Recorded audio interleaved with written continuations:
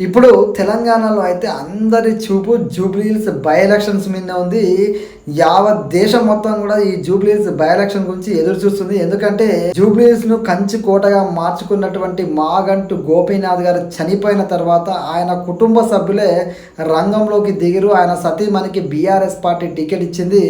So Maganti Gopinath గారు ఎప్పుడైతే elections లో పోటీ చేసిండో జూబ్లీహిల్స్ నుంచి, ఏ రాజకీయ నాయకునికైనా ఒకసారి ఎన్నికల్లో పోటీ చేసినప్పుడు ఫస్ట్ టైం గెలుస్తాడు, సెకండ్ టైంకి వచ్చేసరికి కొంచెం ఓటింగ్ షేర్ అని తగ్గుతుంది. కానీ ఇక్కడ మాగంటి గోపీనాథ్ గారి విషయానికి వస్తే ఏ రాజకీయ నాయకుడికైనా మొదటిసారి గెలిచినప్పుడు చాలా భారీ మెజార్టీతో గెలుస్తాడు. కానీ ఈ మాగంటి గోపీనాథ్ గారు మొదటిసారి గెలిచిన దానికంటే రెండోసారి మెజార్టీని పెంచుకున్నాడు, మూడోసారి ఇంకా మెజార్టీని పెంచుకున్నాడు. ఒక మాటలో చెప్పాలంటే ఓటింగ్ పర్సెంటేజ్ అనేది పెంచుకుంటూ పోయింది తప్ప తగ్గలేదు.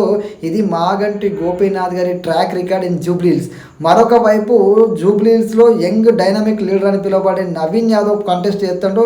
నవీన్ యాదవ్ అంటే జూబ్లీహిల్స్ నియోజకవర్గంలో తెలియనోడే లేడు. ఆయన గురించి ఎవరెవరు ఎన్ని రకాలుగా మాట్లాడినా ఆయన క్రేజ్ ఏందనేది జూబ్లీహిల్స్ నియోజకవర్గం పోతే ప్రతి ఒక్కరు చెప్తారు. ఎందుకంటే నవీన్ యాదవ్ గెలిచిందా ఓడిందా అని పక్కన వెళ్తే నవీన్ యాదవ్ అంటే తెలియనోడు అయితే జూబ్లీహిల్స్ నియోజకవర్గంలో లేరు. జూబ్లీహిల్స్ నియోజకవర్గం పోయి తెలుసుకున్న తర్వాత మాకు అర్థమైన విషయం అది. అదేవిధంగా మరొక వైపు మాగంటి గోపీనాథ్ గారు, అసలు మాగంటి గోపీనాథ్ అంటే ఓట మెరుగని ఒక గొప్ప నాయకుడిగా అక్కడ ప్రజలైతే కీర్తిస్తున్నారు. ఎందుకంటే 3 సార్లు ఎమ్మెల్యే అవ్వడం అంత చిన్న ముచ్చట అయితే కాదు. ఆయన చనిపోయిన తర్వాత పాపం అకస్మాత్తుగా ఆయన చనిపోవడం నిజంగా జూబ్లీహిల్స్ నియోజకవర్గ ప్రజలకైతే ఒక తీరని లోటుగానే చెప్పొచ్చు. ఆయన కుటుంబ సభ్యులను బీఆర్ఎస్ పార్టీ రంగంలో దింపింది. ఆయన సతీమణి పోటీ చేస్తుంది కాబట్టి ఆయన మీద ఉన్న ప్రేమ, ఈ సానుభూతి ఏదైతే ఉందో ఖచ్చితంగా మరొకసారి జూబ్లీహిల్స్ గడ్డ మీద గులాబీ జెండాని ఎగిరేయాలని బీఆర్ఎస్ పార్టీ అయితే తీవ్రంగా శ్రమిస్తుంది. ఏకంగా హరీష్ రావు గారు, కేటీఆర్ గారు సైతం జూబ్లీహిల్స్ నియోజకవర్గం మీద ప్రత్యేక దృష్టి పెట్టిరు. హరీష్ రావు గారు అయితే ఎన్నికల ప్రచారాన్ని కూడా మొదలెట్టి గడప గడపకు తిరుగుతాడు. మరొక వైపు జూబ్లీహిల్స్లో తిరుగులేని ఫాలోయింగ్ ఉన్నటువంటి యంగ్ లీడర్ అయినటువంటి నవీన్ యాదవ్ ఖచ్చితంగా నేను గెలిచి చూపిస్తా జూబ్లీహిల్స్ నియోజకవర్గంలో అని చెప్పేసి ఆయన గంట బజాయించి మరీ చెప్తాడు.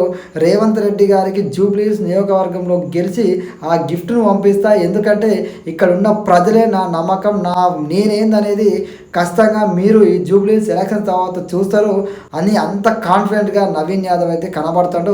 నవీన్ యాదవ్ మీద చాలా ఆరోపణలు చేస్తాడు. అయితే ఆ ఆరోపణ ఒకటే మాట చెప్తాడు, ప్రజలే నా గెలుపు డిసైడ్ చేసారు, ప్రజలే నా గెలుపు ఎట్లుంటుందో నేను గెలిచిన తర్వాత మాట్లాడతా, ఎవరు ఎన్ని రకాల నా మీద అపోహలు సృష్టించినా ఆ ప్రజలిచ్చే తీర్పే వాళ్ళందరికీ సమాధానంగా నిలుస్తుంది. నేనేందనేది, నేను ఎవరనేది ప్రతి ఒక్కరికి బాగా తెలుసు. అధికారంలో ఉన్నా లేకున్నా ప్రజలకు అభివృద్ధి కార్యక్రమాలు గడప గడప తీసుకెళ్ళినా ఖచ్చితంగా ప్రతి చోట అభివృద్ధి కార్యక్రమంలో ముందుండి ప్రజలకు అండగా నిలబడ్డా, ఎన్నో రకాల సేవా కార్యక్రమాలు చేసిన ప్రజల్లో నేనెవరనేది ప్రజలకు బాగా తెలుసు. ప్రజలకు నేను ఎన్నో సహాయ కార్యక్రమాలు చేసిన ప్రజలు నన్ను గుర్తించారు. ఆల్రెడీ ఈ జూబ్లీహిల్స్ నియోజకవర్గంలో ప్రతి ఇంటికి నేనెవరో తెలుసు.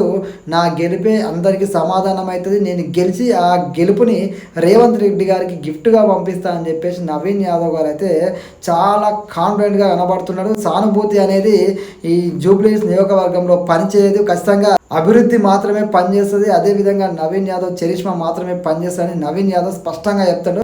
మరొక వైపు బీఆర్ఎస్ పార్టీ మాగంటి గోపీనాథ్ గారి చరిష్మా, ఆయన 3 సార్లు గెలిచినటువంటి ఆ ట్రాక్ రికార్డు కుటుంబ సభ్యులు రంగంలోకి దింపడంతో ఖచ్చితంగా గెలుపు మాదే అని చెప్పి బీఆర్ఎస్ చెప్తుంది.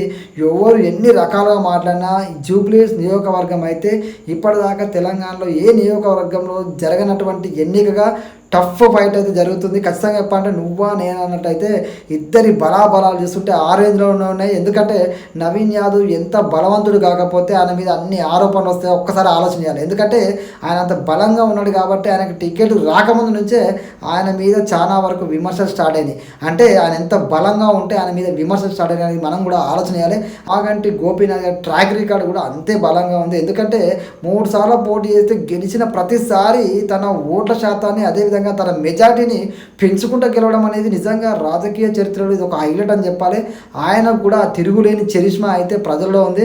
కాబట్టి ఇద్దరు హోరా హోరీ నాయకుల మధ్య జరగబోయే ఈ సంగ్రామం అయితే ఇద్దరు బలమైన నాయకుల మధ్య, అదే విధంగా ఒకవైపు మాగంటి గోపీనాథ్ గారి సానుభూతి వర్కౌట్ అవుతుందా లేదా అని పక్కన పెడితే, ఖచ్చితంగా మాగంటి గోపీనాథ్ గారి చరిష్మా, నవీన్ యాదవ్ గారి ఫాలోవింగ్, జూబ్లీ హిల్స్ లో వీళ్ళిద్దరు తెలియని వ్యక్తులే లేరు. అలా ఇద్దరు నాయకుల మధ్య జరగబోతున్నటువంటి ఎలక్షన్ ఫైట్ లో ఎవరు గెలుస్తారు అనేది నిజంగా చాలా సస్పెన్స్ గానే ఉంది. ఎవరు గెలిచినా సంచలనమే అవుతుంది. ఎందుకంటే ఇటు బీఆర్ఎస్ గెలిస్తే ఖచ్చితంగా కాంగ్రెస్ మీద వ్యతిరేకత ఉంది. దాన్ని బట్టే మేము గెలిచినామని చెప్పుకోవడానికి ఆస్కారం ఉంటుంది. మరి ఒకవేళ నవీన్ యాదవ్ కనుక గెలిస్తే కాంగ్రెస్ మీద వ్యతిరేకత అన్నారు కదా, ఎక్కడుంది అసలు? మా గెలిపే మీ చేస్తున్న విమర్శలన్నింటికీ సమాధానం అని చెప్పి వాళ్ళు చెప్పే ఆస్కారం ఉంటుంది. ఖచ్చితంగా ఈ రెండు పార్టీలకైతే జూబ్లీ హిల్స్ ఎలక్షన్స్ అనేది ఒక బలమైన పరీక్షగానైతే మిగిలబోతున్నాయి. సో మీ అభిప్రాయాన్ని కూడా కామెంట్లో తెలియజేయండి. జై హింద్.